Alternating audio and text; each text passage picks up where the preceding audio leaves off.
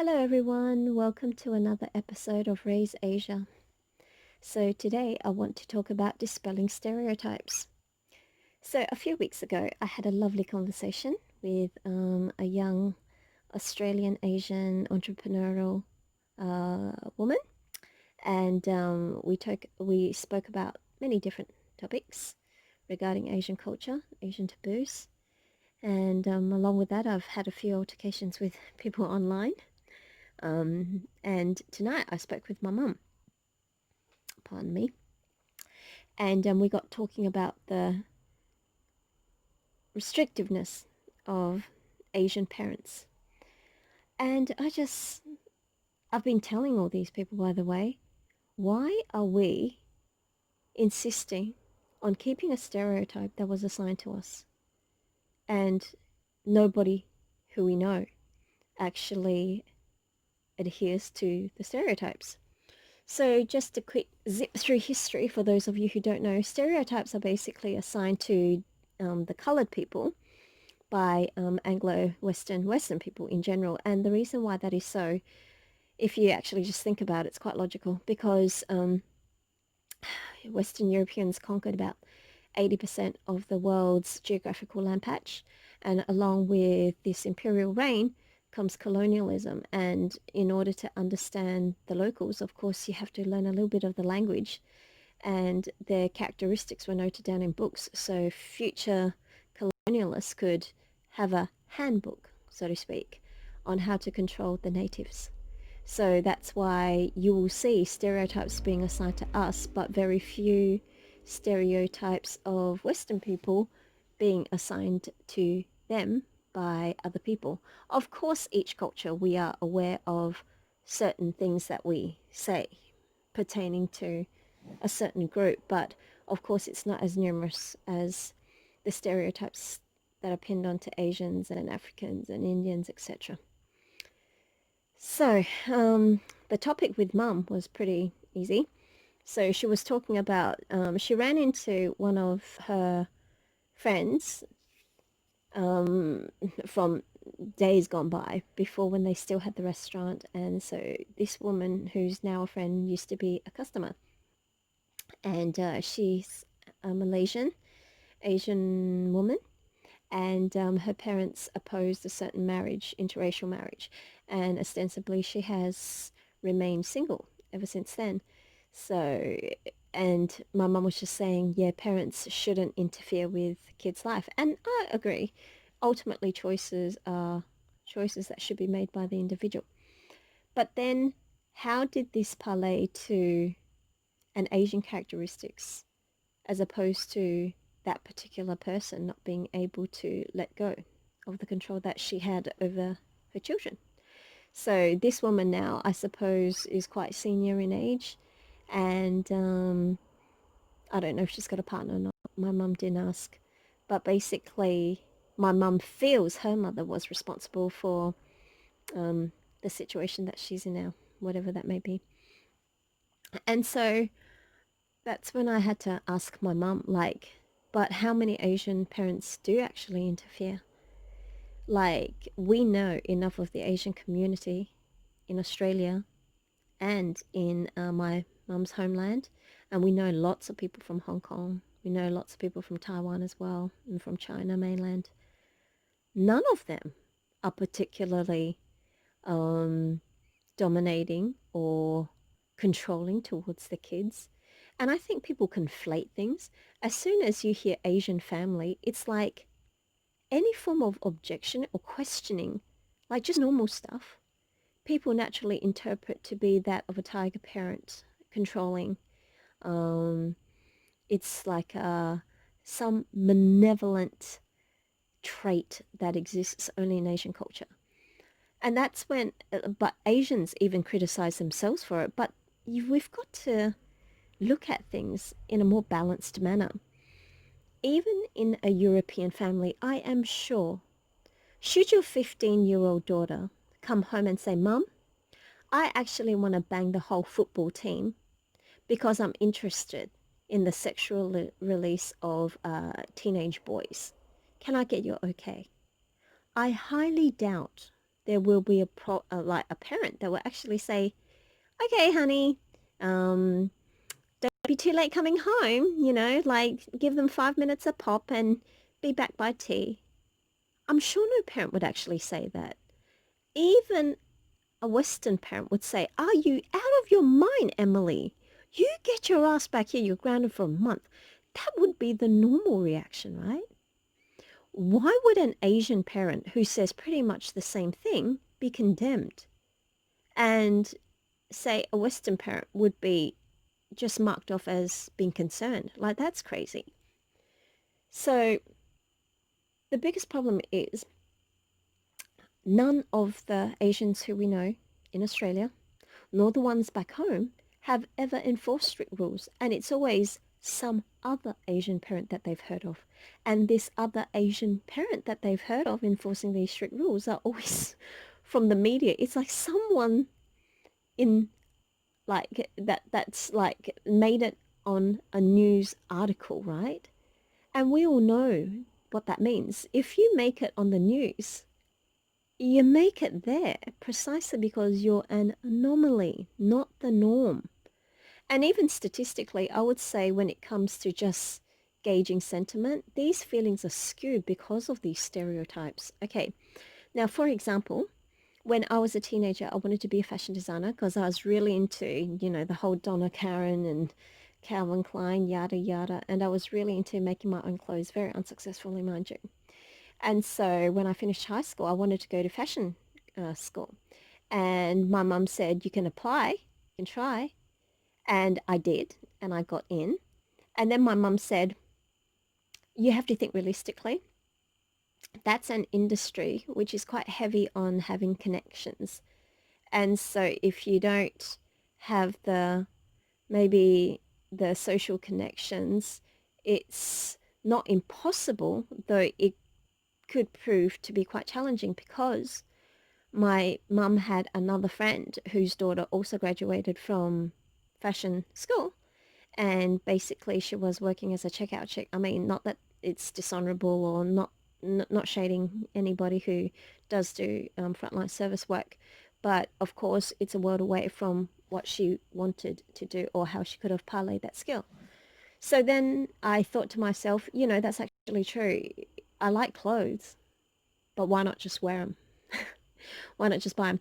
So I ended up studying commerce. I majored in accounting, and I would say that having that knowledge served me quite well because now I have an investment portfolio, and I can understand the nuances involved in my husband's business. And it's for most of us who are not entrepreneurs, it's a very big achievement for first generation, and I'm able to understand all that. It's not as if I'm like a mushroom kept in the dark and fed shit, right? So there's nothing that my husband can say to me in which I don't have a grasp on because I know all the lingo that is involved with the commercial sectors of our world. So having that skill, I personally feel, as a young teenage girl who was into the high shoes and the big hair, I would say, yeah, it was not as fun. But if you talk about the context in my overall life, I would say, yeah, definitely going to business school is better. And I manifest my creativity in other ways, but I'm not dependent. And I think if your livelihood is dependent on creativity, which is so subjective, there's a lot of pressure in that. I make accessories. I used to anyway. I stopped because I had over like 300 something, 400 necklaces, numerous earrings. And so I stopped. But if I was to be judged on every piece that I made, it would be a roller coaster ride emotionally. It's not something that I'm prepared to take. Um, and because I laid my foundation through investments and doing what I had to do when I was young, now I have a portfolio.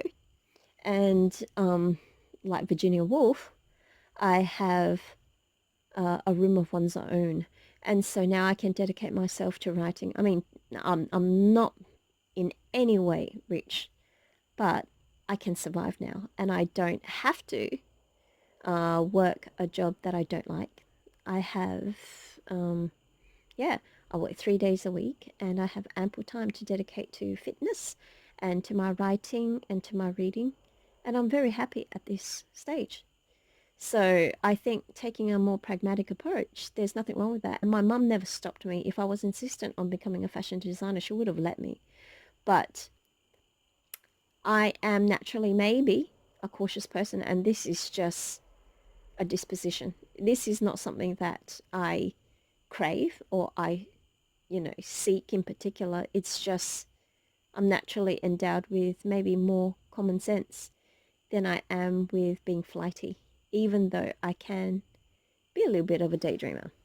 So I wouldn't say that my mother put a big obstacle or that she was adamant that I didn't pursue my dream. I mean, we had to get real. We're not from a rich family.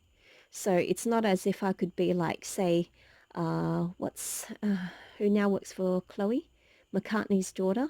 Like, I'm not like her, like, who's born with a silver spoon, and that I could be a fashion designer and daddy has a brand name that I could parlay into a fashion house. So it would have to be pretty much a tough grind. And even though I didn't use accounting to make my money, I certainly used the knowledge that I had to retain the wealth. And that for me is a good enough compromise. And so it's the same. Today I gave my mother, because I keep on hearing oh, there are so many things that we couldn't do because Asian parents forbade us. We felt oppressed. Okay, first of all, can I honestly say, as an Asian person growing up in Australia, the oppression wasn't at home. It didn't stem from there. It originated, the the oppression originated from the external forces, which happened when I started going to school. And then I realized that, for example, the food that I ate was criticized. The color of my skin, I distinctively remember this. There was a little boy in my class, maybe I was in third grade, and so all the girls, and I didn't even like him. That's just the thing, I didn't even like him. And all the girls were saying, "Oh, who would you date? Who would you date?" And then he'd say, "Oh, I date Debbie. I do it." And then they said, "Would you date Ray?" And he goes, "Oh, no." And then after that, I didn't care because I didn't want to date him. And then he goes, "Because Ray's brown." And so that's the first time that I actually heard, "Oh, because there's a skin color difference." Because at that time when you're a child, you're not acutely aware. These things seem kind of opaque, even though it's in your face, right? So that was the first time that I was aware that there was a skin tone difference. But then as I grew up, in my kind of late teens, then I became the opposite of that, right? So I became more or less that the Asian girl, because you blossom and then suddenly you're ripe for kind of senior gentlemen, as maybe I know this is being stereotypical too, like maybe cast into the role of the latest mail order bride kind of character. So I didn't want to be slotted into that as well. So, but I knew that there were limits to what I could say in a white country. Basically, I knew implicitly I wasn't allowed to complain about the racism because it was okay. For example, as an Asian person, we could discuss the racism that was held onto the Aboriginal people because nobody really cared, honestly. When I was growing up, nobody, that wasn't even a talking point. But for example, if I was to bring that up, that was probably a little bit more acceptable. But if I was to talk about my own personal experiences as an Asian person experiencing racism from white people, that would be the biggest taboo. That would be breaking social decorum, etiquette, everything. So as far as I'm concerned, the oppression wasn't from my Asian background. It was from my main society that I grew up in. So I keep on wondering, why do Asians perpetuate this? Like, they know full well that the oppression doesn't come from home.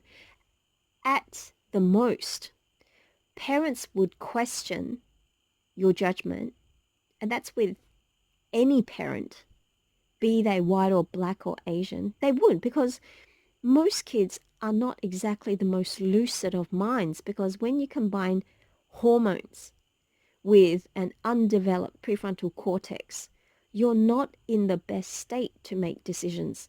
This is why teenagers should not tattoo their entire bodies, change their whole genders and whatnot, because honestly, these are things you can grow out of. Because I remember I wanted tattoos. I wanted a tattoo around my ankle. Like, and thank God my father said, you've got to be kidding. You're going to outgrow that and you're going to have a permanent marker for your stupidity now. And because I'm a very logical person, I just said, yeah, it's true, makes sense. So I didn't get one. And I'm glad I didn't, because now I look at my beautiful body and I think, damn, it's like what Kim K said. You're not going to put bumper stickers on a Bentley, right? So there's no way that I would have definitely regretted getting a tattoo, put it this way.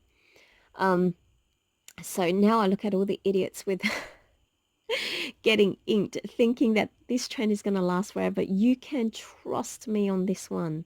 It's not going to last forever. Once you ink yourself, that's going to be permanent, whereas fashion is whimsical. Um, okay, and so I keep on wondering, why do Asians keep on insisting that everything that pertains to us or our philosophy is always somehow wrong, somehow backward, somehow uncivilized, somehow undeveloped. And even though we don't know anybody who's like that, we perpetuate that. We keep on saying that that's the truth, even though clearly it's not. Um, People who grew up along with me, I'm talking about the other Asian kids, by the way, who I know through my family, through my parents' connections, right? Some of them just ended up doing everything that they shouldn't. There were maybe four girls who were all teenage mums, okay? And one was even worse. One had four baby daddies. And so from 15, 16 onwards, by the time she was like 22, she had four kids, okay? So her Vietnamese parents still put up with her, um, yeah, teen prego ass, and they kept her at home. I mean, don't get me wrong, the father was livid, but they still let her stay. She was still part of the family. They didn't ostracize her. They didn't kick her out. Um, Another one was even worse because she was I think 15 or something, even younger. And the mother, who was normally very, very civilized and well-mannered and really reticent in social outings, she literally wanted to take a baseball bat to the kid because he wouldn't own up.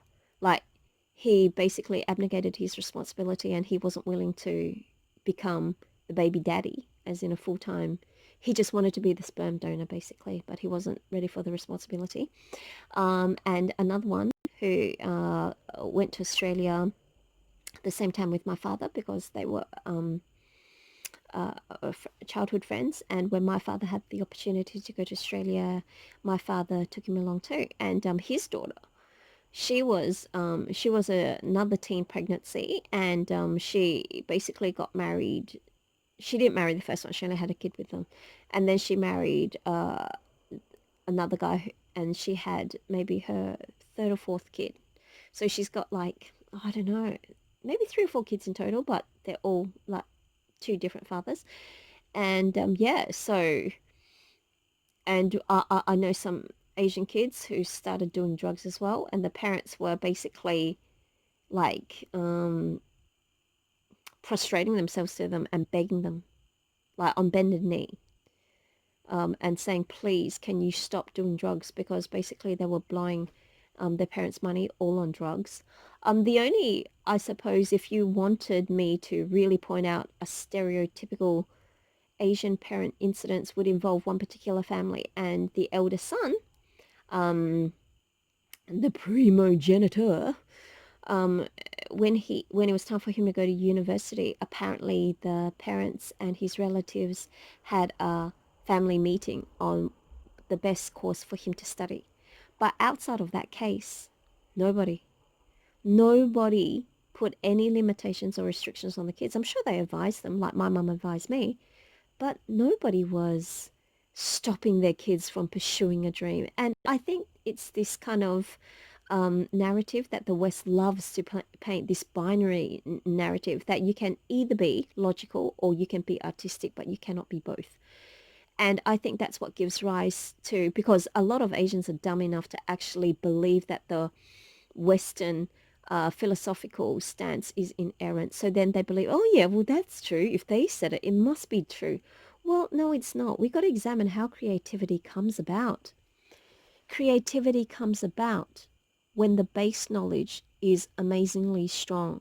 Okay, put it this way. If you've never seen a ball before and I give you a ball, what will you do with it? You'll probably at first try to bite into it because you don't know. Then you throw it on the ground, realizes it bounces back, and then maybe you'll start bouncing the ball. You'll maybe hit it against the wall. And then maybe after, 10, 15 minutes of this, you'll say, that wasn't particularly fun. Now, imagine if I gave you a ball after you were exposed to basketball, after you were exposed to soccer, even other sports like a baseball that don't particularly involve a bigger ball, but like a smaller one, right? Once you have this base to work upon, you will realize that the ball in itself is not necessarily the interesting aspect of it. You will realize that a game can be made using the ball. And then that takes on a whole new dimension. But if you do not even have the base knowledge of what the ball is capable of doing, creativity cannot possibly flourish. And hence this is why China in a single generation overtook the West. Okay, so this is why it overtook the West in 5G development, and also the latest satellite that combines dual function of GPS and also internet functions or something like that. Is it called Baidu satellite? No, I'm hopeless with names. But that's why it can eclipse them in a single generation, because the foundation was already laid very thickly to begin with. Creativity can only flourish once the base is set, because what is creativity but combining unmatched combinations before? That is what creativity is. It's either bifurcation or unification, and that's how breakthroughs come about. So if you have no base, how can you bifurcate anything? How can you unify anything? So I think generally for those of us who are already woke, please take a stand. The next time somebody accuses your Asian culture of being, let me guess, when you date, you never hold hands, you're never affectionate, say, well, no, my first boyfriend slash fiance eventually wrote me a love poem every month because he celebrated our time being together on the very first day that he asked me, which was on the 2nd of a particular month. And then the 2nd of every month for the next 3 years, he celebrated being with me through gifts, through poems, through... So no, it's pretty damn romantic. So put a kibosh to it. So if it's just not your story, don't own up to it. Don't keep on parroting things that are not applicable to you just because somebody told you that Polly wants a cracker. What if you don't want a cracker? What if you want some chow mein? What if you want a friggin' dim sum? What if you want some chicken feet? Where's this going? Heck, I don't know. Okay. All right. So I'm going to clip it here because I've taken enough of your good time. So yeah, those of you who want to talk to me, please, I invite you. Let's share some ideas. And those of you who have any suggestions on any topics or anything that you want to get off your chest, please leave a comment down below. Thank you. ありがとうございました。ありがとうございます。おやすみなさい。バイバイ。